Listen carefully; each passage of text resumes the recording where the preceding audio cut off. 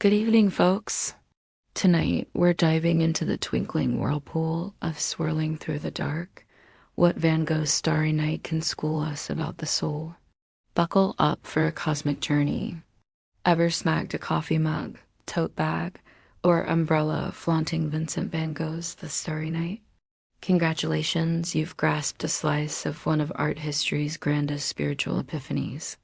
But wait, there's a cosmic punchline in this masterpiece that most museum wanderers totally miss.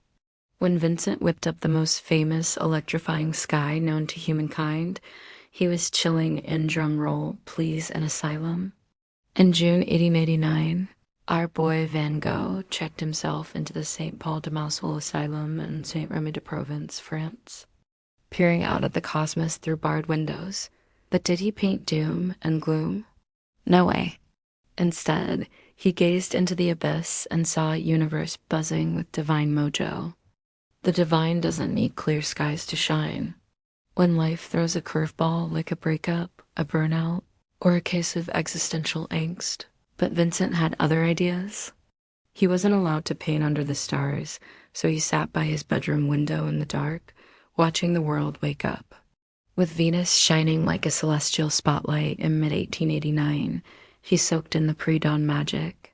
Then by daylight, he painted the universe not as mere mortals see it, but as a freed spirit feels it. The cosmic takeaway: you don't need a perfect life to touch the infinite. Sometimes the brightest spiritual insights come precisely when the world's walls feel immovable. The sky was real, but the village was memory. The swirling cosmos, the tumbling hills, and the towering cypress trees were all genuine snapshots of the French countryside.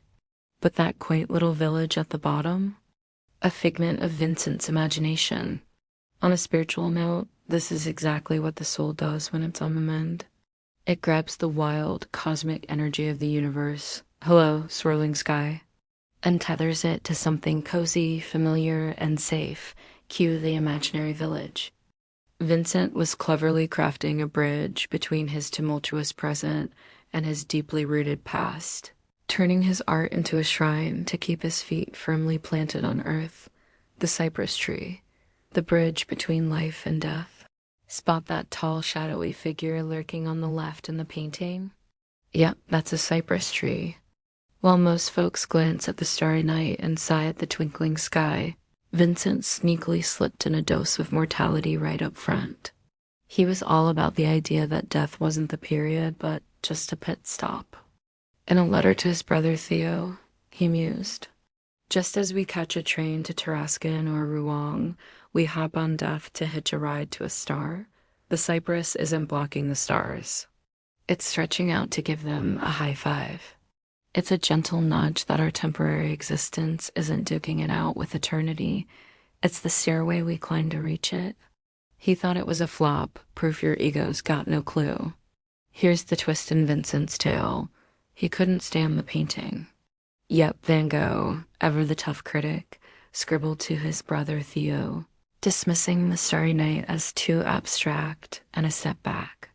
The very masterpiece the world gazes upon in awe was, in his eyes, a dud. This chuckle-worthy revelation is a comforting nudge that our rational minds are often clueless judges of our true spiritual work. You might think you're stumbling through a rough patch, but your higher self is secretly crafting a masterpiece behind the scenes, peeking through your own window. Next time life tosses you into a metaphorical madhouse where you're feeling trapped, alone or drowning in chaos channel, your inner Vincent gazing out his window. The bars couldn't dim the twinkle of the stars, and darkness couldn't snuff out his view of the light. The cosmos is constantly abuzz with celestial energy. Sometimes it takes a shake-up in our daily grind to finally lift our gaze and truly see it. A parting wish.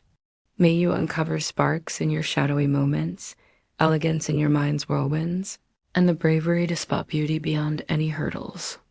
May your spirit always recall that you're crafted from the very stardust that lights up the night sky. Show some love for my work or snag a private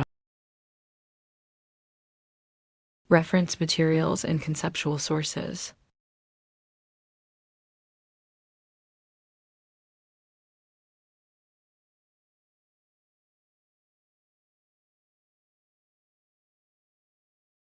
Thanks for watching, DPC.